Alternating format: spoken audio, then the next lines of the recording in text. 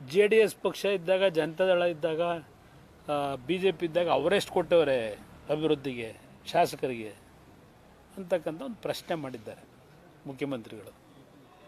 ನಾನು ಮುಖ್ಯಮಂತ್ರಿಗಳಿಗೆ ಸವಾಲಾಗ್ತಕ್ಕಂಥದ್ದು, ಓಪನ್ ಚರ್ಚೆಗೆ ನಾನು ಸಿದ್ಧ ಇದ್ದೇನೆ. ನಾನು ಸ್ವತಂತ್ರವಾಗಿ ಈ ನಾಡಿನ ಜನ 5 ವರ್ಷದ ಸರ್ಕಾರ ನನಗೆ ಕೊಟ್ಟಿಲ್ಲ. ನಾನು ಸರ್ಕಾರ ಕೆಲವು ಭಾಗದಲ್ಲಿ 38 ಜನ 40 ಜನ ಗೆಲ್ಲಿಸಿದಾಗ ಏನು ಸರ್ಕಾರ ಮಾಡಿದ್ದೆ. 2006-7 ಮೊನ್ನೆ ಯಾರೋ ಬಂದವರು ಹೇಳ್ತಾ ಇದ್ರು, ಕೃಷ್ಣದೇವರಾಯನ ಕಾಲದ ಆಡಳಿತ ಏನು ಅನ್ನೋದನ್ನ ನೀವು ತೋರಿಸಿದ್ರಿ ಅಂದರು. ಈ ಸರ್ಕಾರಕ್ಕೆ ಕೆಲವು ಅವರಿಂದ ಅಭಿವೃದ್ಧಿಗೆ ಬಗ್ಗೆ, ಕೆಲವು ಇನ್ಫ್ರಾಸ್ಟ್ರಕ್ಚರ್ ಬಿಲ್ಡಪ್ಗೆ ಅವರಿಂದಲೂ ಮಾಹಿತಿ ತಗೋತಾ ಇದ್ದಾರೆ ಅವರು. ಈಗ ಈ ಸರ್ಕಾರದಲ್ಲಿ ಅವರು ಸಹ ಇನ್ನೂ ಅಭಿವೃದ್ಧಿ ಪೂರ್ವಕವಂಥ ರೀತಿಯ ಕೆಲಸಗಳಿಗೆ ಬೆಂಗಳೂರು ಸಿಟಿ ಇರ್ಬೋದು, ಬೇರೆ ಬೇರೆ ಭಾಗಕ್ಕೆ ಅವರು ಈ ಸರ್ಕಾರಕ್ಕೆ ಒಂದು ಸಲಹೆ ಕೊಡ್ತಾ ಇದ್ದಾರೆ. ಅಂಥ ವ್ಯಕ್ತಿ ಹೇಳಿದ್ದು ನನಗೆ, ನಾನು ಮೆಚ್ಕೊಳ್ಳಿಕ್ಕೆ ನಾನು ಆಗ ಮಾಡಿದ್ದೀನಿ ಅಂತ ಹೇಳಲ್ಲ, ಸಮಾಜದಲ್ಲಿ ಸಿಕ್ಕಂಥ ಒಂದು ಅವಧಿನಲ್ಲಿ ನೀವೇನು ನಮ್ಮನ್ನು ಕೆಣಕಿದ್ದೀರಿ, ಜನತಾದಳ ಅಂತಕ್ಕಂಥದ್ದು ಇದ್ದಾಗ ಅಧಿಕಾರ ನಡೆಸಿರೋರು ನೀವೇ ಜಾಸ್ತಿ. ಆಗ್ಲೂ 5 ವರ್ಷ JH ಪಟೇಲ್ರಿದ್ದಾಗ ದೇವೇಗೌಡರು ಡೆಲ್ಲಿಗೆ ಹೋದ್ಮೇಲೆ ನೀವೇ 4 ವರ್ಷ, ಅವರು JH ಪಟೇಲ್ ಹೆಸರು ಮುಖ್ಯಮಂತ್ರಿ, ನೀವೇ ಮುಖ್ಯಮಂತ್ರಿಯಾಗಿ ಮಾಡಿದಿರಿ. ಅವತ್ತು ಸಹ ಬೆಂಗಳೂರು ನಗರ ಗುಂಡಿ. ಇವತ್ತು ನನಗೆ ಜ್ಞಾಪಕದಲ್ಲಿದೆ, ಜನ ಮಾತಾಡ್ತಾ ಇದ್ದಿತ್ತು. 1995 ದೇವೇಗೌಡರು ಡೆಲ್ಲಿಗೆ ಹೋದ್ಮೇಲೆ ಯಾವ ಮಟ್ಟದ ಆಡಳಿತ ಕೊಟ್ಟಿದ್ರಿ. ಅವತ್ತು ಬೆಂಗಳೂರು ನಗರದ ನಾಗರಿಕರು ಈಗ ಗುಂಡಿ ಬಗ್ಗೆ ವಿಶ್ವದಲ್ಲಿ ಚರ್ಚೆ ನಡೀತಾ ಇದೆಯಲ್ಲ, ಆಗಲೂ ಇದೇ ಕತೆ ನಡೆಸಿದ್ರಿ ನೀವು. ಇವತ್ತು ನಮ್ಮ ಕಣ್ಣು ಮುಂದೆ ಇದೆ. 2018 ರೈತರ ಸಾಲ ಮನ್ನಾ ಮಾಡಿ ಒಂದೊಂದು ಕ್ಷೇತ್ರಕ್ಕೆ ನಾನು ಎಷ್ಟು ಹಣ ಕೊಟ್ಟಿದ್ದೀನಿ ನಿಮ್ಮ ಹತ್ರ ಮಾಹಿತಿ ಇಲ್ಲ. ನಿಮ್ಮ ಮನೆಗೆ ಬಂದು ಕೊಟ್ಟೆ ನಾನು. ಕಾಂಗ್ರೆಸ್ ಶಾಸಕರಿಗೆ 19,000 ಕೋಟಿ ಕೊಟ್ಟೆ 14 ತಿಂಗಳಲ್ಲಿ ಅಭಿವೃದ್ಧಿಗೆ. ಮೊನ್ನೆ ಡೆಲ್ಲಿಲಿದ್ದಾಗ ಒಬ್ಬರು ಸೀನಿಯರ್, ಅದು ಮೊದಲು ನಮ್ಮ ಪಕ್ಷದಲ್ಲೇ ಇದ್ದವರು, ಸೀನಿಯರ್ ಲೀಡ್ರ್ ಈ ಕಾಂಗ್ರೆಸ್ನಲ್ಲಿ ಬಂದು ಹೇಳ್ತಾರೆ, ನನ್ನ ಆರೋಗ್ಯ ವಿಚಾರಿಸಕ್ಕೆ ಬಂದವರು, ನಾನು ನಿನ್ನ ಕಾಲದಲ್ಲಿ ಏನು ಕೊಟ್ಟಿದ್ದೆ 2018 ಅದೇ ಈಗಲೂ ಕೆಲಸ ನಡೀತಿದೆ ಅಂತಾರೆ.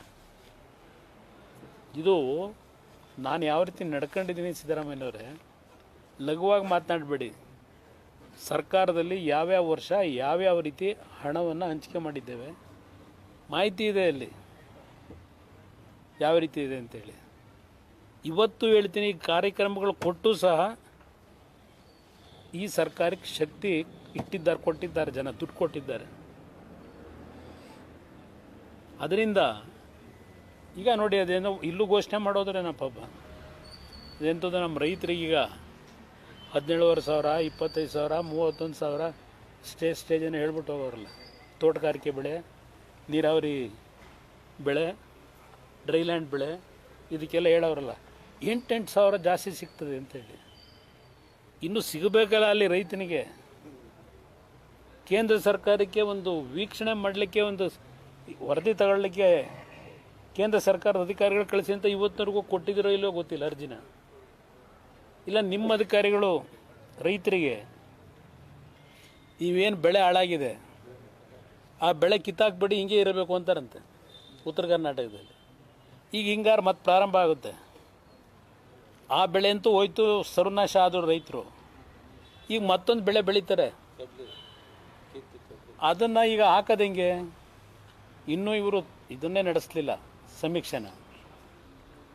ಇನ್ನು ಕೆಲವರು ಅಧಿಕಾರಿಗಳು ನಿಮ್ಮ ತೋಟದ ಜಮೀನಿನಲ್ಲಿ ಏನೇನಾಗಿದೆ ಅಂತೇಳಿ ನೀವೇ ಒಂದು ಸಮೀಕ್ಷೆ ಮಾಡ್ಕೊಂಡು ಅದೇನೋ ಒಂದು ವರದಿ ತಂದು ಕೊಡಿ ಅಂತಾರಂತೆ ಅಧಿಕಾರಿಗಳು. ಇದು ಆಡಳಿತದ ವ್ಯವಸ್ಥೆ. ಏನು ದೇವರಾಜ ಅರಸು ಅವರ ದಾಖಲೆ ಮುರಿದ ತಕ್ಷಣ ಹೆಸರು ಉಳಿಯಲ್ಲ ಸಿದ್ದರಾಮಯ್ಯನವರೇ. ನೀವು ಇರೋಷ್ಟು ದಿವಸ ಏನು ಮಾಡಿದ್ರಿ ಅನ್ನೋದು ಉಳಿಯೋದು. ಈಗೇನೋ 4 ಜನ ಅದೇಂಥದ್ದು 2,000 ಫ್ರೀ ಬಸ್ಸು ಸಿಕ್ತು ಅಂತೇಳಿ ಯಾರಾದರೂ ಪಾಪ ಮುಗ್ಧ ಜನ ಮಾತಾಡ್ಬೋದು. ಆದರೆ ಶಾಶ್ವತವಾದ ಕೆಲಸಗಳು ಎಷ್ಟರ ಮಟ್ಟಿಗೆ ನೀವು ಮಾಡಿದ್ದೀರಿ ಅಂತಕ್ಕಂಥ ಪ್ರಶ್ನೆ ಈಗಾಗಲೇ ಶುರುವಾಗಿದೆಯಲ್ಲ ಬೆಂಗಳೂರು ನಗರದಲ್ಲಿ. ಯಾವುದಕ್ಕೂ ಉತ್ತರ ಕೊಡೋ ಶಕ್ತಿ ನಿಮಗಿಲ್ಲ. ಮೊನ್ನೆ ಒಬ್ಬ ಇವರು ಹೇಳ್ತಾರೆ ಕೈಗಾರಿಕೋದ್ಯಮಿ ಸರ್ ನಮಗೆ ತಮಿಳುನಾಡಿನಲ್ಲಿ ಅಲ್ಲೆಲ್ಲೋ ಆಂಧ್ರ ಪ್ರದೇಶದಲ್ಲಿ ಸಬ್ಸಿಡಿ ಕೊಡ್ತೀವಿ ಬನ್ನಿ ಅಂತಾರೆ, ನೀವಿಲ್ಲೇನು ನಮಗೆ ಎನ್ಕರೇಜ್ಮೆಂಟ್ ಕೊಡ್ತಾ ಇಲ್ಲ ಅಂತ. ಅಲ್ಲಿ ಕೊಡ್ತಾರೆ ಅಂದ್ರೆ ಅಲ್ಲೇ ಹೋಗಿರಿ, ಇಲ್ಲಿ ಹಾಕಿದ್ದೀರಿ ಅಂತ ಲಘುವಾಗಿ ಮಾತನಾಡಿದ್ರೆ ಯಾರು ನಿಮ್ಮನ್ನು ನಂಬ್ತಾರೆ? ಅದರಿಂದ ತಿತ್ಕೊಳ್ಳಿ, ಇನ್ನು 2.5 ವರ್ಷ ಇದೆ, ನೀವು ತಿಳ್ಕೊಂಡಿರ್ಬೋದು ಆ ದುಡ್ಡು ಏನು ಅಪಮಾರ್ಗದಲ್ಲಿ ಮಾಡಿದಿರಲ್ಲ, ಅದೇ ಮತ್ತೆ ಇನ್ನೂ ಒಂದು ಬಾರಿ 2 ಬಾರಿ ಇನ್ನೂ 10 ವರ್ಷ 15 ವರ್ಷ ಬರ್ತೀವಿ ಅಂತ ಹೇಳಿ ಯಾವ ಕಾರಣಕ್ಕೂ ಸಾಧ್ಯ ಇಲ್ಲ.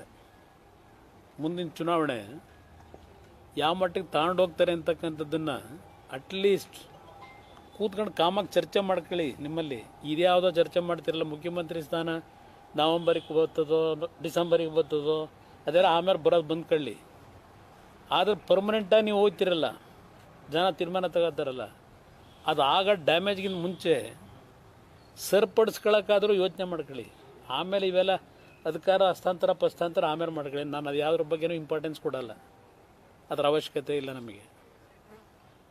ಅದರಿಂದ ಇವತ್ತು ಇದನ್ನೆಲ್ಲವನ್ನು ನಾನೇನು ನೋಡ್ತಾ ಇದ್ದೀನಿ, ಆ ನಿಟ್ಟಿನಲ್ಲಿ ನಾನು ಸರ್ಕಾರಕ್ಕೆ ಈಗಲೂ ಸಹ ಎಚ್ಚರಿಕೆ ಕೊಡ್ತಾ ಇದ್ದೇನೆ.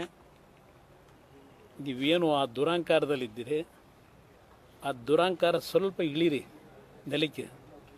ಆಕಾಶದಲ್ಲೇ ಇದ್ರೂ ಗೊತ್ತಾಗಲ್ಲ, ಸ್ವಲ್ಪ ನೆಲಕ್ಕೆ ಇಳಿದು ಓಡಾಡಿದ್ರೆ ಜನಗಳ ಮಧ್ಯದಲ್ಲಿ ಆಗ ನಿಜವಾದ ಇದು ಗೊತ್ತಾಗ್ತದೆ.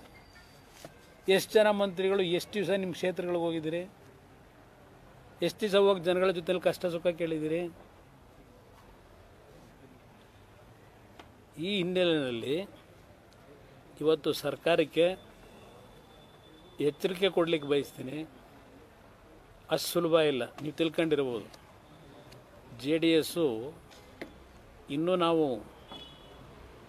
ಜನಗಳ ಜೊತೆಯಲ್ಲಿ ಈ ವಿಶ್ವಾಸದಲ್ಲಿ ನಾವೇನು ಬಂದಿದ್ದೇವೆ, ನಮ್ಮನ್ನೇ ನೀವೇನು ಅಷ್ಟು ಸುಲಭವಾಗಿ ನಾಶ ಮಾಡಲಿಕ್ಕೂ ಏನಾಗೋದಿಲ್ಲ. ಇವತ್ತು ಮೈತ್ರಿಯ ಒಂದು ಹೊಂದಾಣಿಕೆಯಲ್ಲಿ ನಾವು ಹೋಗ್ತಾ ಇರತಕ್ಕಂಥ ಉದ್ದೇಶವೇ ಈ ರಾಜ್ಯದ ಒಂದು ಆಡಳಿತ ವ್ಯವಸ್ಥೆ ಸರಿಪಡಿಸಬೇಕು ಅಂತಕ್ಕಂಥ ದೃಷ್ಟಿಯಿಂದ ನಾವು ಈ ಮೈತ್ರಿನಲ್ಲಿ ಮುಂದುವರೆದಿದ್ದೀವಿ. ಯಾವುದೇ ಕಾರಣಕ್ಕೂ ಇಂಥ ಕೆಟ್ಟ ಸರ್ಕಾರ ನೀವು ಬೆಂತಟ್ಕೋಬೋದು, ನೀವು ಬೆಂತಟ್ಟ ತಕ್ಷಣ ನೀವು ಮಾಡಿದ್ದೆಲ್ಲ ಸರಿಯಾಗಿದೆ ಅಂತೇಳಿ ನೀವು ತಿಳ್ಕೊಂಡಿರ್ಬೋದು. ಆದರೆ ಇರ್ತಕ್ಕಂಥ ಗ್ರೌಂಡ್ ರಿಯಾಲಿಟಿನೇ ಬೇರೆ.